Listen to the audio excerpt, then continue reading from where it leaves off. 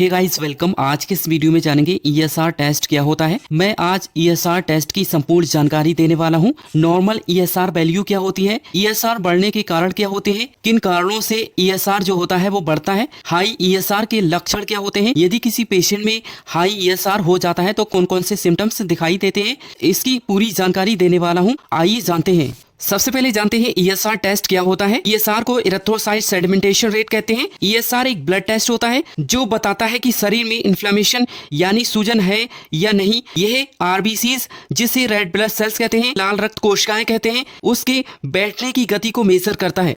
अब जानते हैं नॉर्मल ईएसआर वैल्यू कितना होता है। फर्स्ट होता है पुरुषों में यह 15 mm पर आवर के बराबर या उससे कम होता है। नेक्स्ट होता है महिलाओं में 20 mm पर आवर के बराबर या उससे कम होता है। नेक्स्ट होता है बच्चों में यह 10 mm पर आवर के बराबर या उससे कम होता है। अब जानते हैं ईएसआर बढ़ने के क्या कारण होते हैं, किन कारणों से ईएसआर जो होता है शरीर में बढ़ता है। आइए जानते हैं।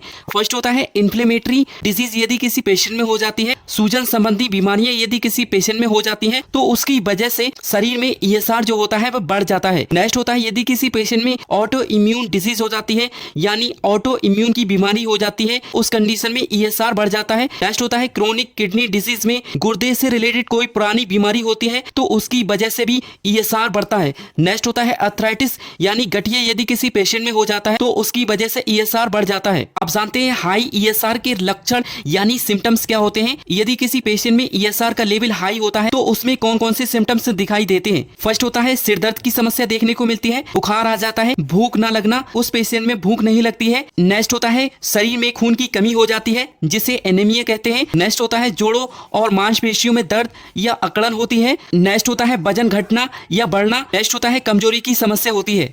आप जानते हैं इसके ट्रीटमेंट के बारे में। ईएसआर का लेवल जब किसी पेशेंट का बढ़ता है, ईएसआर का लेवल जो होता है वह किन कारणों से बढ़ता है, उसके लिए ईएसआर को ट्रीट नहीं किया जाता है बल्कि उसकी अंडरलाइंग कॉजेस को ट्रीट किया जाता है। इसमें डॉक्टर नसेड्स यानी non steroidal anti inflammatory drugs का इस्तेमाल करते हैं या एंटीबायोटिक्स मेडिसिन का उपयोग किया जाता है या अदर मेडिसिन दे सकते हैं। जिन कारणों से ईएसआर का लेवल बढ़ता है उन कारणों को ठीक करने के लिए डॉक्टर पेशेंट की कंडीशन के अकॉर्डिंग दवाओं का इस्तेमाल करता है जिससे ईएसआर का लेवल नॉर्मल हो जाता है। ऐसे ही हिंदी में जानकारी के लिए हमें फॉलो करें और हमारे यूट्यूब चैनल को सब्सक्राइब करें। Thank you.